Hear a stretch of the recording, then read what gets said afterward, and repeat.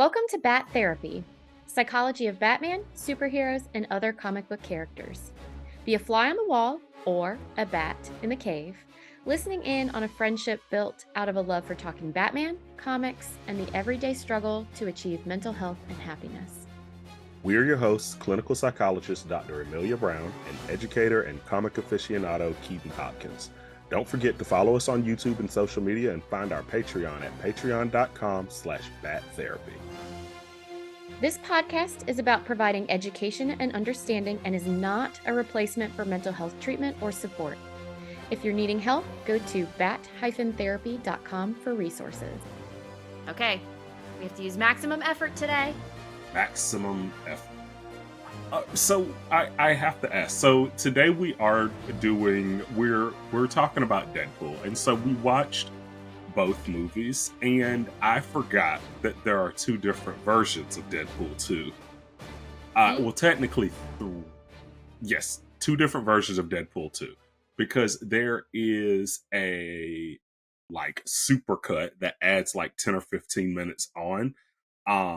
And the first time I watched the regular cut, and then later on I watched the other cut because I noticed there were some scenes left out, like when he jumps into the polar bear cage and goes back in time to kill baby Hitler and all that. Oh, It's right, yeah. it's from an Yeah. extended cut, and I was like, where was that scene at? And then I remembered it was really funny. But Wade Wilson, what a character!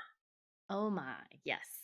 And so we've done Deadpool 2 specifically before, just in terms of alternate realities and time travel and blah blah blah. So we have hit on Wade Wilson a little bit, but now we're just the interesting thing I feel like for today is now we're talking about him specifically as a hero or a hero in Yes. training, which technically, I mean, the X-Men's essentially trying to convince him to be a hero the entire time. Yes, because Deadpool in the comics, he's known as the Merc with a mouth, Yep. right? Because he will do whatever for the highest bidder, but he always does seem to fall on the side of chaotic good. It's always chaotic good with him, but still, Yeah. So that's the thing with him is, and I always forget that part with him, is you think mercenary and you think about all of the killing, but you forget that he has like an ethical code. And that's probably why yes. the X-Men are trying to win him over to maybe not murder 100 people every time he steps out of his apartment, but Yes, definitely. And in the comic books, I do believe there was a comic called X Force, and it was kind of mhm. like the X-Men's like Black Ops team that Yeah.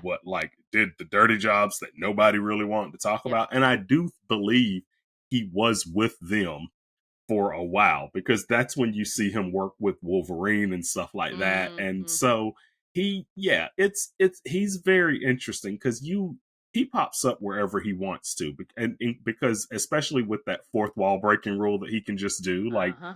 he just shows up wherever he wants. But he's such an interesting character, especially because in the first movie, not X-Men Origins Wolverine. I did not watch that to prep for this, although we can talk about it if we want to, because he was still great in that until the end of that movie. That's true. Um, but at the beginning of the first Deadpool movie, he's like doing a job where he's trying to stop a Mhm. stalker pizza boy, and I'm like, Yeah. what? I feel like he could use his skills for so much more. Like, And how then he much did does she pay him for that? well, and then he returned the money that she Oh, paid that's him. Mhm, right. mhm, He mhm. did. I forgot Yeah. about that. Yeah. And so, yeah, that's the really interesting thing. He bridges this weird gap between uh, between the people you see as doing good and the people you see as doing really bad.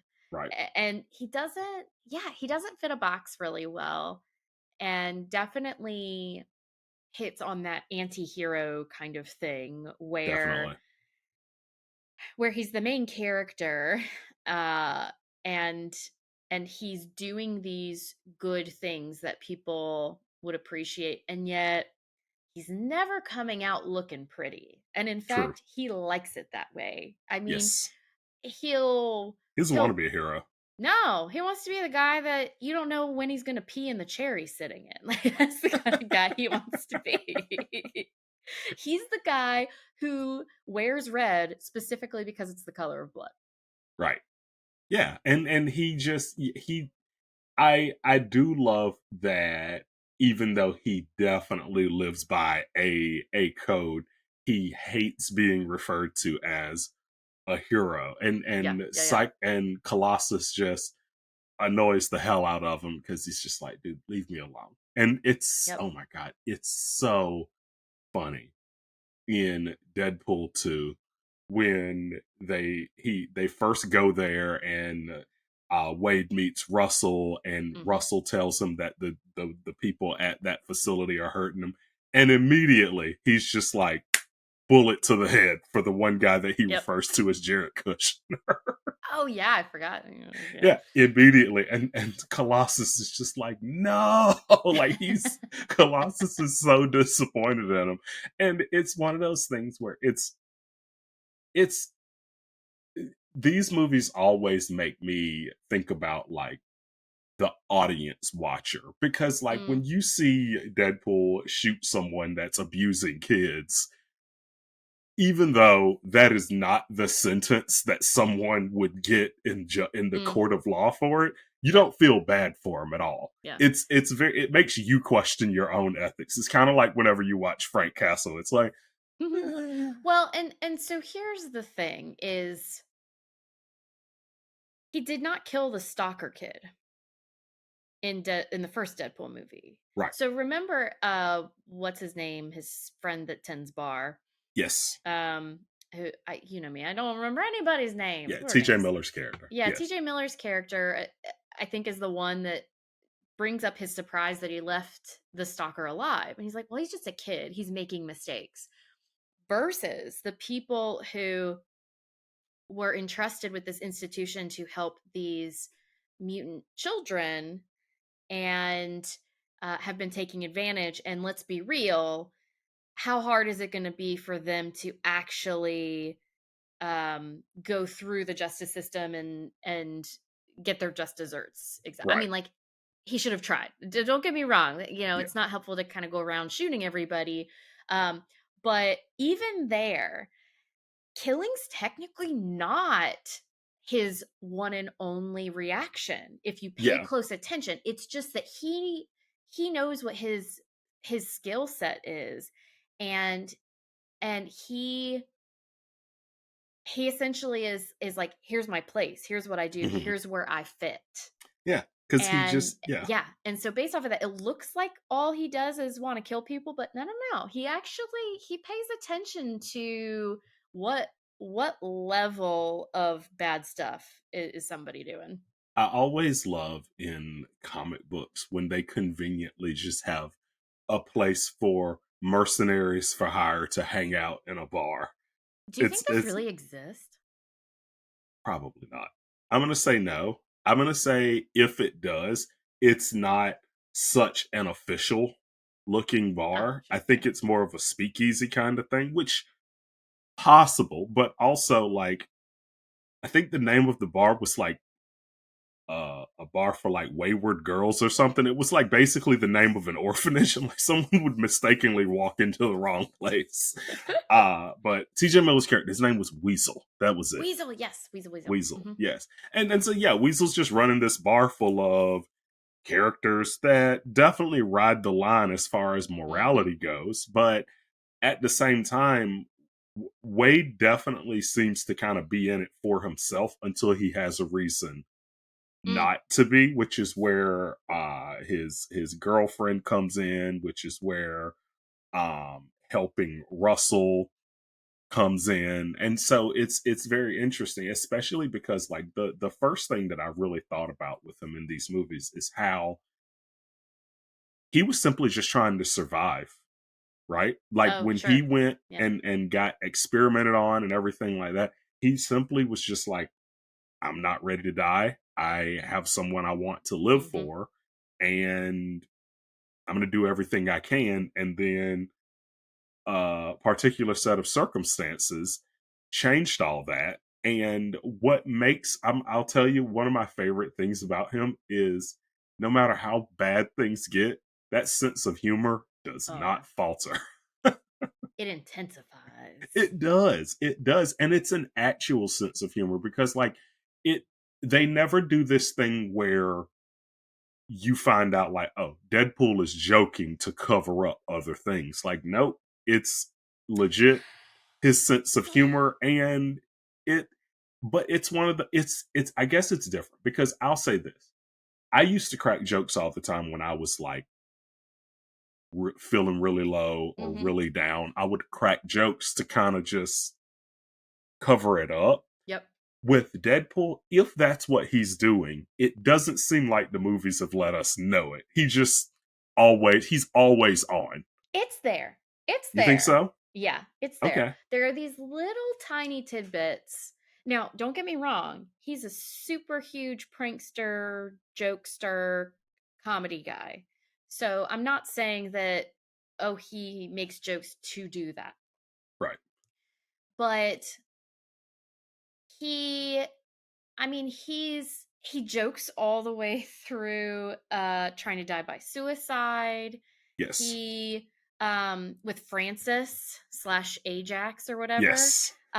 Go figure. I can't remember names, but I can remember both names for that guy. Yeah. So yeah, the jerk in the first movie who essentially lied and said he could fix his face and da da da.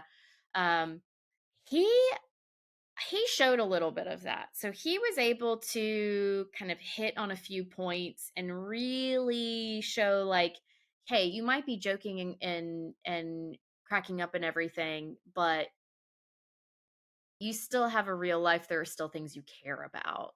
Yes. There are still things that hurt you and harm you. And so his joke, the thing with Deadpool is his brain goes at such a high speed and he's very witty. Yes. Yeah, he keeps everybody on their toes, probably including himself.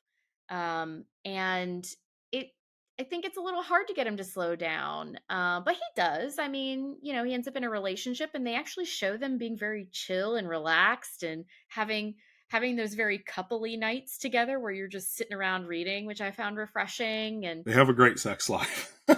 there's that too. They have a great sex life. Quite the montage. Oh yeah, oh yeah. So I mean, it's not that he can't slow down, but yeah, I do think that the humor sometimes it keeps people on their toes. It keeps them guessing. And sometimes that makes him a better fighter than them Yes. because it can't keep up. Sometimes it means that he, stays on top, thinking ahead, or just in terms of like conversations and back and forths. But I think it also probably makes it harder to connect with people at times. Like when he connects with someone, he really connects with them. He's like, "Okay, you can toss it back and forth with me. You can handle that speed I've got going on." And then it kind of relaxes back a bit. Yes. And he just it's it's just always funny because he reminds me of that person where like there's so many times I'll watch a movie or a TV show and absolutely fall in love with characters, Mm. but also know I could never stand being around them Oh for god, even 5 minutes. Wade Wilson fits that character. Like he's fun to watch, but oh my god, I would hate if he came into my restaurant and sat next to me. I would no. hate like it would be so bad. And I feel like that is what makes a character interesting, right? Like I feel like I would not like yeah, like I feel the same way whenever I watch like an episode of House. Like Dr. uh, House is so fun to watch. It's so fun to watch him work, but he's such a jerk. Like I would never yeah. ever want to actually be around him. And Wade is on that other end of the spectrum where he's always cracking jokes, like nonstop, doesn't take anything seriously until he absolutely has to. And it's just stressful. But I do love how Colossus just continues to just put up with it and deal with it as long as he's not crossing that line. Yeah. And Yeah, then Colossus has a lot of patience. he does. he also, I think one of the tricky things for Colossus is he has a certain vision for what a hero is supposed to be. Yes, And that's true. and so technically though, he's trying to say here's how you be a hero. But really that's how you be a hero from the X-Men version of being a hero. And so there was a quote that Deadpool actually did to Colossus in the second movie. Mhm. And it was essentially Deadpool was like, "Okay, we got to help this kid. We got to do something here. Let me bring Colossus back on board." After Colossus essentially like gave up on him because he shot and killed people randomly when he was supposed to be saving the day as a trainee. Yes, And so he tells Colossus doing the right thing is sometimes messy and fucked up and not particularly convenient. And so that's the thing is Deadpool, you hesitate to call him a hero. He's not a villain. And really he deals with the super messy, not convenient stuff. And so it kind of makes sense that in order to do that, he's also a messy and not necessarily convenient kind of person. He fits the yes. situation that he's able to handle.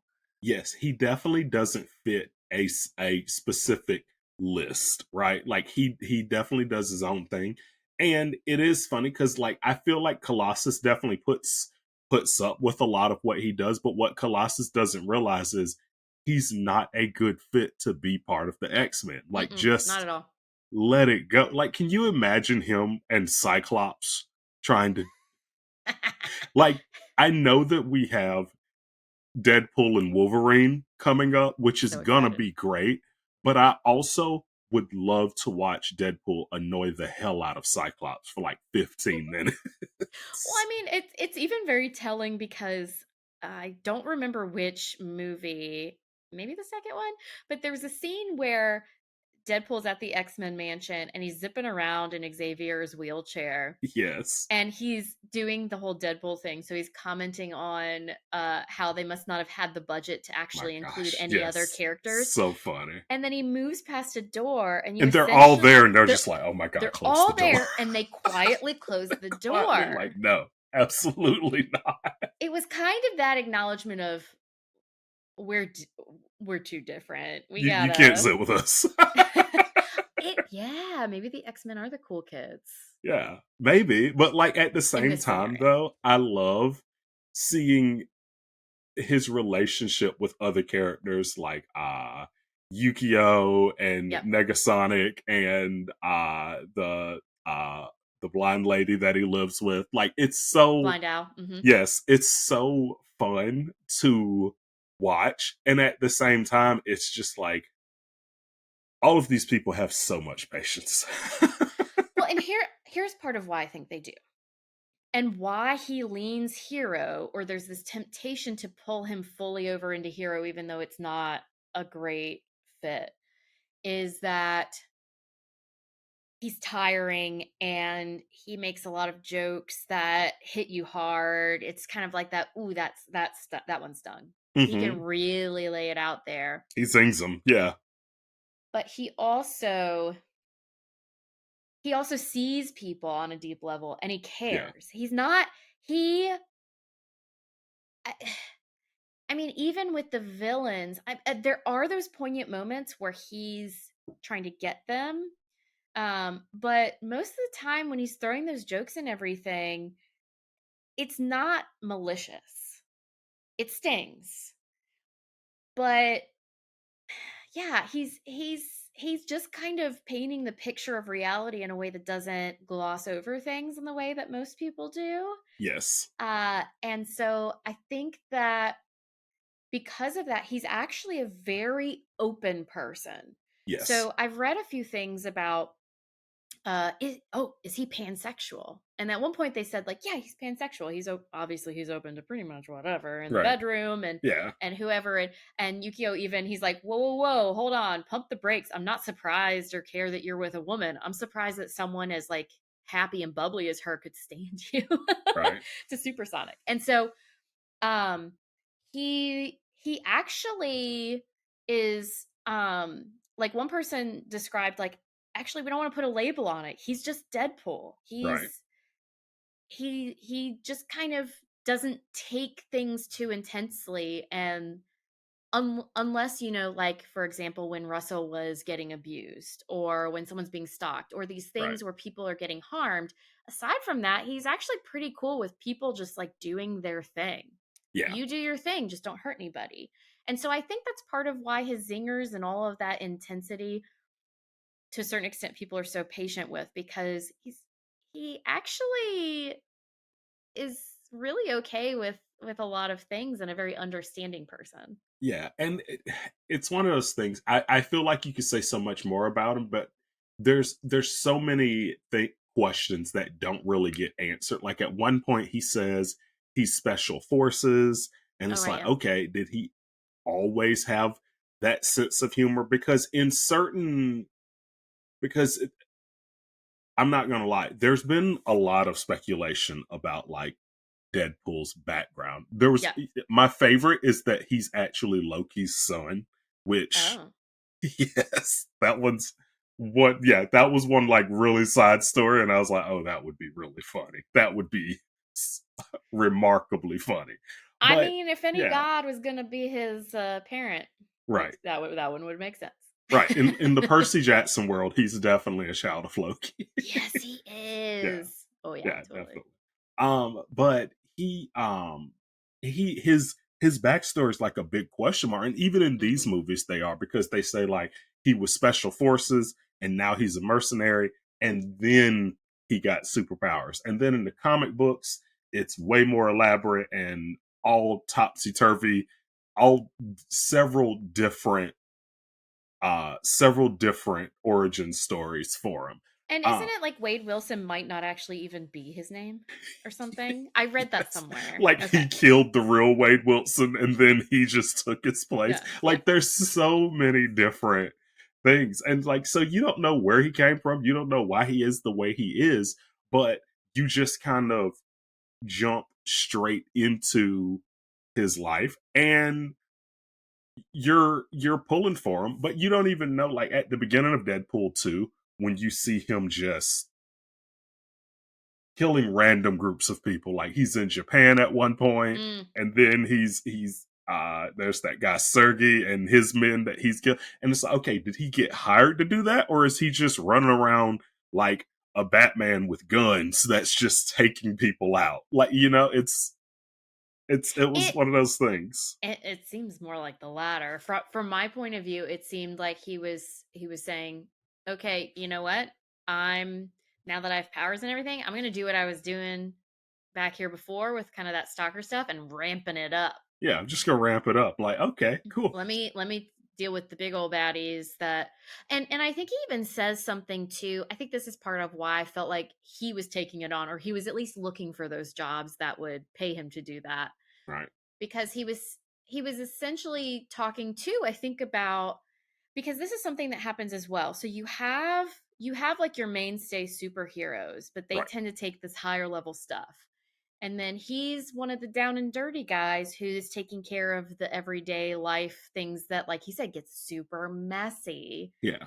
And now, granted, he's doing the highest level of that, because he's dealing with all these gangs and high end villains and Yes. everything. But yeah, yeah, it's definitely and also, I don't know, man. Like Superman kills a bunch of people. Why doesn't it count when they're aliens? That's a huh. Yeah, it does tend to he does kind of ride that line at times, doesn't he? Like when you first meet Martian Manhunter and all the Martians invade, there's definitely some questionable Yeah, and so I mean, actions like, you've that he does, right? and I mean, Yeah, like, you've got storylines where it's like, okay, I don't kill anybody, but I mean, like, aliens attack and like war type situations, um and I mean, granted, war is different in a lot of ways, but it's also funny, what do we see as similar enough to right. ourselves that if you They're not kill them it's wrong, yeah, they're not saving versus, parademons. yeah, exactly, Yeah. exactly, no one cares about a parademon. That's one of the ones I think of immediately, actually. Yeah. um yeah, no one cares about the parademons, but if they're human in some semblance. And this is not me saying, let's get rid of all the rules and go out and kill each other, and none of that. It's just, I think Deadpool's a really good example that makes you, for example, I looked up the definition of hero and was like, well, this is less clear than I thought it would be. It was like someone who's courageous or does something that you consider good. And I'm like, well, that's not as specific of a definition as I thought hero would be. Like it's not that simple. I did the same thing, Yeah. and when I searched, um, the picture of Homelander came up that said, "You're the real heroes," and I'm like, "Oh God." I'm like, "Oh, this is gonna be fun," because you Deadpool definitely walks his own line, and I wanted to include him in this Heroes in Training because he's such an outlier. He's Yeah. so different. He is just lightning in a bottle Yep. in a world with rules and societal norms. He's just there. He's he's almost like an opposite but equal Joker. Like in that way where he's Yeah. like, I'm gonna shake things up. Except he doesn't shake things up by hurting innocent people. He Yeah. shakes things up by hurting bad people. Right. I mean, he even breaks the fourth wall. I mean, they're Yeah. both known for doing that. Yeah, that's a really good point. Um I hadn't really thought about it aside from the fourth wall, but that definitely is a good point. And there's also the both of them too. I mean, it varies based on the presentation that you have in front of you, but they both have that thing where they seem really chaotic and unpredictable, and that's part of what makes them dangerous. And if you pay close enough attention, 'cause I remember you bringing this up with when we talked about the Joker last time, Hmm. there's a plan there. Oh And yeah. so Deadpool, he's got some serious ADHD vibes. He has some like psychoticness that comes in and out depending which storyline you're talking about. Interestingly, might relate to his healing power and what it might do with his brain and stuff, is how they swing it.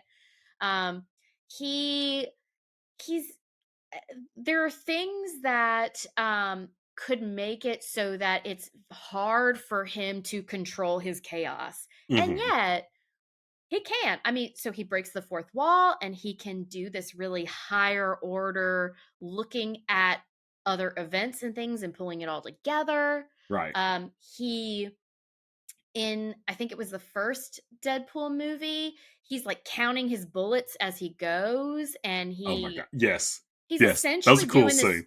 Yeah, Yeah. he's doing this hardcore problem solving as he goes. And so um arguably, I don't think he does as long term of planning like the Joker often does. I think he's Right. much more of a in the moment short term. But He has the skills to just improvise. he's a cognitive powerhouse. This Yeah. guy is very, very intelligent. He can track a Yes. whole host of stuff all at one time. He's got a lot of cognitive reserve. He's got a lot of ability to maneuver a lot of different things all at one time. It's very impressive. And he uses his superpowers to the max, which is also what makes him so dangerous. He has so much fun Oh my god. So with his superpower. one of my favorites that I'd forgotten. So Cable, I think it's Cable who's coming after him and just yeah, and he's shooting at him and he's Yes. like swinging his swords around. He cuts the one bullet. Yes. Yeah, so it looks like he's dodging all the bullets and he's cutting them into, and then you realize they're almost all just shooting him directly. And that was to make fun of X-Men Origins when he does that, when he comes Oh, I out of didn't the even elevator realize. and he's doing all that with the Yeah. swords and everything and blocking every bullet and how ridiculous it is. That's what that was completely making fun Dude, of. I Like, did yeah. not put together it was making fun of that. Yes. It's so funny. Oh Yeah, yeah. I think that's a great example of, it's like, yeah, he's gonna use that healing power to the max to enjoy himself Oh and yeah. even make fun of the other version of him. God, I love Deadpool. Yeah, So absolutely. And great. he's just it's so funny because uh he also just I couldn't even figure out what to make of how he felt with the whole X Force thing, where it's like, oh my god, I'm so excited about this team, I'm so happy, and then all of them completely bite it, and he's like, well, that sucks, and this moves on. It's like- and I'm like, hero, giant question mark. I mean, he does keep coming back to it, granted with jokes, but Yeah, once again, I wonder if that is suggesting that it actually does bother him. It just comes out in a very different way. So I think it bothers him. But it's hard to read that guy. It is very, very hard to know what's going on underneath. He's definitely got one of those deadpan faces. yeah, absolutely, absolutely, and even when like he gets confronted with someone like Juggernaut, Oh yeah. it's one of those things where he's just he's talking all the way up until the point that Juggernaut even rips him in half, and he's still talking even after that. And it's like this guy's just you can't. It seems like you can't really break him because even when Francis is experimenting on him Mm, in the first movie, he's cracking jokes all along, and it's almost like Francis is trying to break him.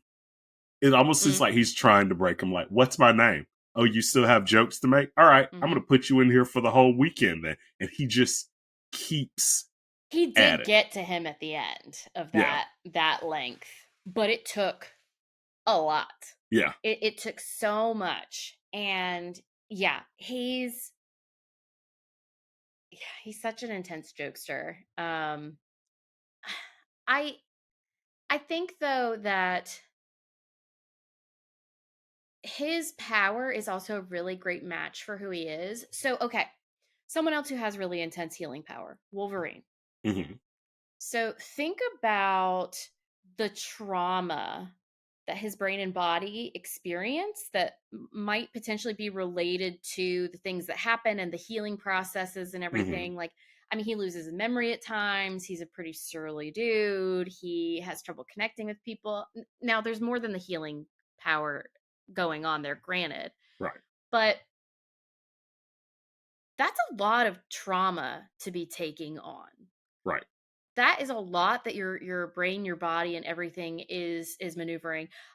I mean, I think a few poignant scenes are when he literally gets limbs or half of him cut off or ripped off, hmm and he's joking through those things. He adjusts to growing the limbs back and all these. I mean, I just keep thinking about um the all of the adjustments that he's dealing with and maneuvering really well, yeah, where the brain could get really stuck.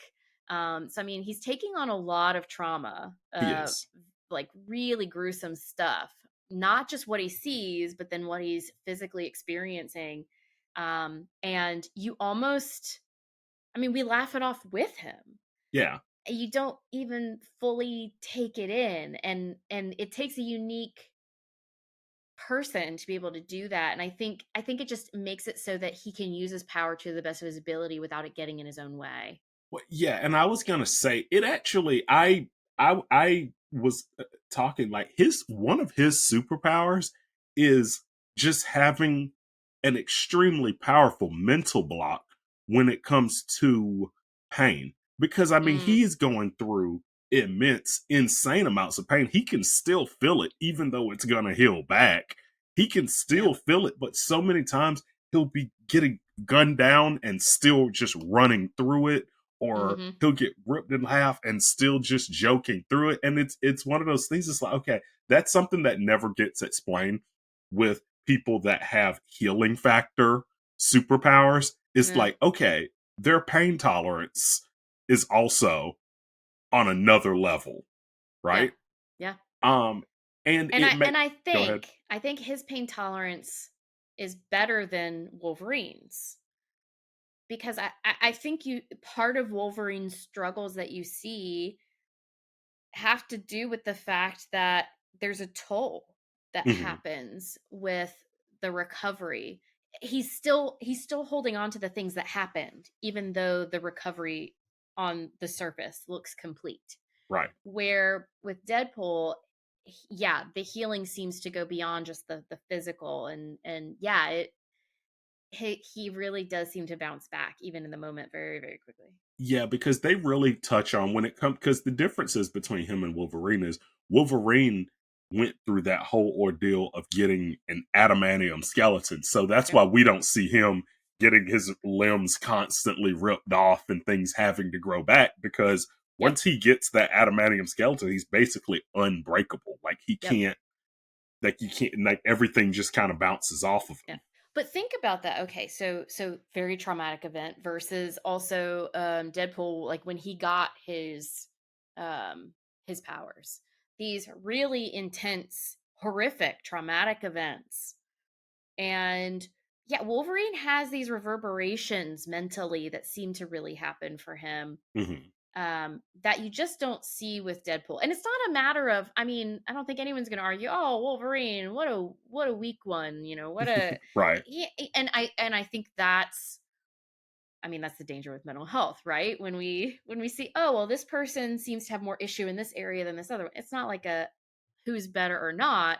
It's just an interesting thing where, yeah, there are certain things about Deadpool that might help him bounce back more than just the physical, but also the mental. Now, part of the reason he might do better in the mental part might also be part of why he kind of moves around the world in a very quirky, unique way. Hmm. Sometimes he sees things, or sometimes he acts a bit out of sorts compared to the everyday person. And fortunately for him, he's the kind of person who can let that just roll off his back. But it I think it lends to some other complications for him sometimes, probably. So I did have a question for you, because looking at Deadpool, he's clearly got something going on outside of just a ridiculous sense of humor. Is When you were watching these movies, was there anything where you felt like, because I know you mentioned ADHD, like he There's definitely definitely potential for that. exhibited some symptoms of that. Was there anything else that you noticed about him? So he gives me kind of a ADHD and or bipolar kind of vibe. And I say and or because they can look similar to one another and you can also have both. So with ADHD, you I mean it can present in a number of different ways, but this is essentially these are things that a person experiences from childhood. This is not something that comes up after a person's an adult. And so there can be a hyperactivity component, which I don't think anyone would argue about when it comes to Deadpool. He's clearly a hyperactive, high energy person. Right. There can also be an inattention part where you have trouble focusing. Don't think anyone would argue against the fact that Deadpool has trouble concentrating and focusing in on things at times. He bounces around a lot. Right. He seems a bit like that even before he becomes Deadpool. We don't really see him as a kid, so that would be kind of helpful information. Be helpful to know like how he did in school. A lot of times there can be like some struggles there. Hmm. Or if, I mean, he's a very, very smart person, he could have done great in school, but once things got more complicated in the real world, then things got a little bit more complicated for him. So I think ADHD is a possibility. Bipolar disorder also has a lot of impulsivity kind of stuff with it. You can have someone who's pretty high energy generally. But what I would expect there that we don't really see with him is periods of depression and periods of mania. So we don't really, I mean, we see some low periods with him, but like his girl just died. So yeah, you should be low. Right. So I don't know if you really see the lows you would expect. He almost in some ways feels like he's kind of really hyperactive, high energy, maybe a little um thinking about things outside of kind of the norms of reality.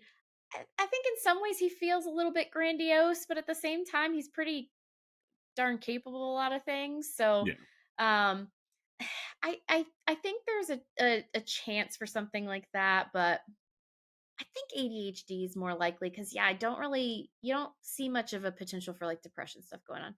And then so the tricky thing with him is he does have this like psychosis stuff that can come up. Um and so some of the stuff I've seen is there's something about his healing factor where supposedly it's okay, I don't fully understand it. Maybe you can explain it, but so essentially it's good that his cancer's there in a way because um his the healing factor essentially, I don't know, there's something about how it works where it's killing off the cancer, but if the cancer wasn't there, it would kind of go wild on itself.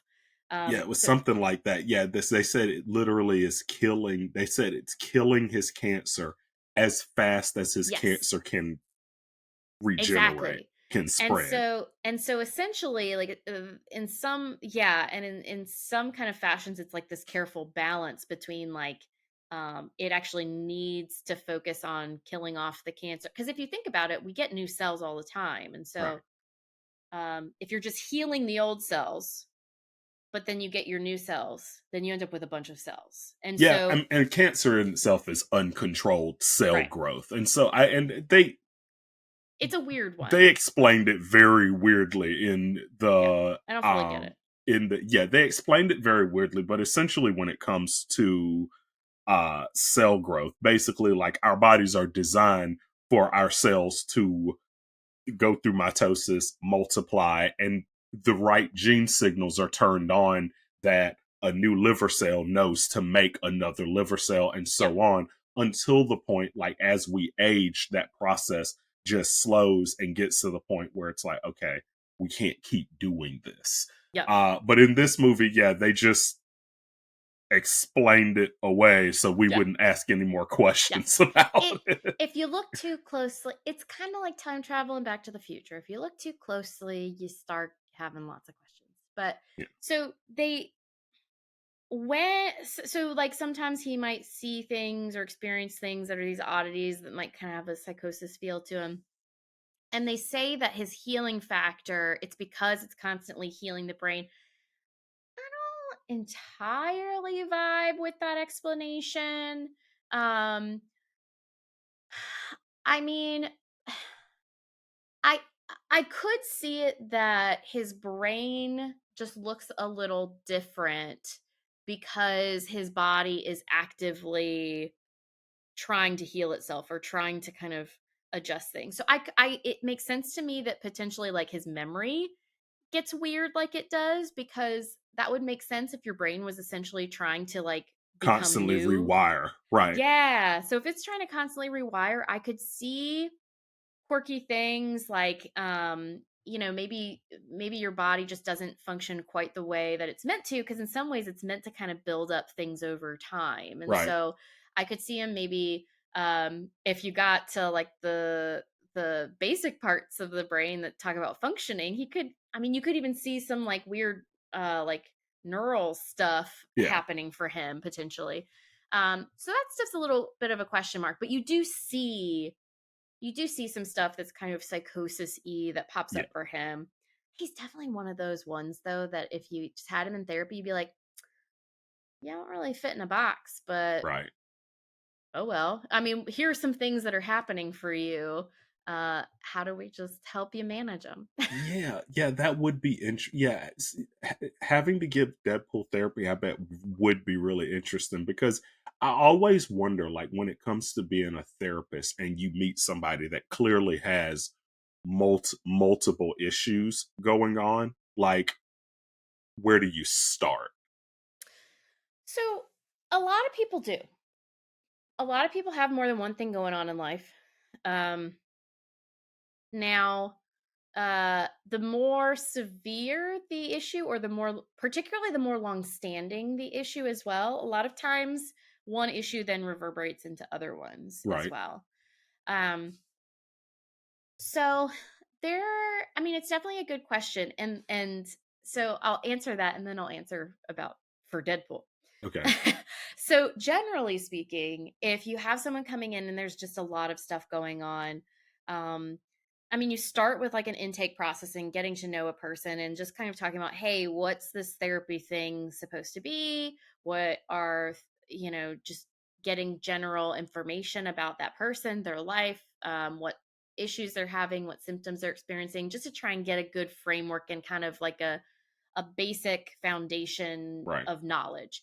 And then from there, um, you can tease apart based on your expertise. Okay, here are some things that might be impacting them the most. And Hmm. then you're also getting the expertise from the person in terms of what they're telling you. So, what's most important to them and why? So, usually it's either the things that um, a lot of times you want to focus on the things that are most important to somebody, Hmm. and then sometimes you start with something small and build your way up, and then other times you might just go straight for the white whale, so to speak. And what you do just depends on the person and the timing and what seems like the right fit, and kind of coming to that together.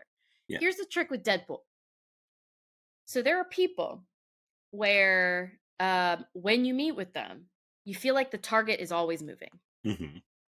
Um, so, for example, I've had folks where, okay, here's what we're working on. But then, wait, okay, now we're working on this thing of, oh, okay, wait, now we're over, oh, now we're on this other thing over here. Right. It's a common thing that I see with folks that tend to have things like ADHD, bipolar disorder, etc., because you have that high Hmm. intensity kind of moving around. And it's, once again, it's not a problem. It's just sometimes part of the process is helping someone to be able to focus themselves a bit more. And in helping them focus in therapy, for folks where that's a tricky piece, you're probably helping them build the skills that they're needing for outside of therapy. So you're doing therapy by helping them figure out how to focus in therapy, if that makes sense, Right. because it's going to help them focus in other places too. And that's probably part of why they came to you in the first place, is that they've been having that issue. So it sounds like, from what you're telling me, then, that therapy is not only something where people go to therapy to get help, but it also sounds like there's a good portion of it being preventative maintenance almost. Oh, it definitely can be. I think one of the biggest issues related to it being preventative maintenance is just the fact that we have a huge demand Hmm. uh, for mental health assistance and the cost. So Right. I think those two things in particular, and I know it depends kind of where you live and what finances you have in Right. terms of that second one, but Um, I think those are the two things that can make it difficult. But Hmm. ideally, it's just like any other part of healthcare. The more preventative you can be, the the less issues you're going to have in the long run, and also the less severe those issues will probably get. So remember when I mentioned, like, sometimes people end up having multiple issues because you have one issue and then it's snowballed into other ones. Right. And so the earlier you can get something, usually the less it's snowballed. Kind of like how with cancer, there are those different stages. Right. And the earlier you catch it, the less it's spread. And Hmm. then also there are certain things that you might be able to do that reduce your risks to even get cancer in the first place, which I think we all agree we prefer just not to get it. Hmm. So, like eating healthy, being active, getting screenings, blah, blah, blah. So yeah, preventative is absolutely great. It can be hard sometimes to get that in terms of like treatment, which is part of why we do this podcast, for example, giving people those opportunities to access it in some way. Um, but yeah, it definitely can be. It's usually easier to hit things earlier. But you know what? A lot of us wait until things get bad. So I also want to really stress that there is no shame in waiting until it is a big, bad, ugly thing that you just can't get around anymore. Because you know what? You've got a life. You have limited resources, limited energy. You've got all this other stuff going on. And also, we like to depend on ourselves a lot. We don't like to have to rely on someone else. We feel like, hey, it's me, my body, my person. I should be able to handle it. Like, so many reasons why so many of us, including therapists, Hmm. wait until it gets really bad Right. before they get help. So there's nothing wrong with doing that. It's just the longer you wait, the more complicated it can get. Gotcha. Thanks for nerding out with us. I'm clinical psychologist Dr. Amelia Brown. And I'm educator and comic aficionado Keaton Hopkins. Check out my TV and movie reviews on YouTube at Team JVS. Check out our website at bat-therapy.com, our Bat Therapy YouTube channel, and follow us on social media. And don't forget our Patreon page at patreon.com/battherapy. See you next week. Same bat time, same bat channel.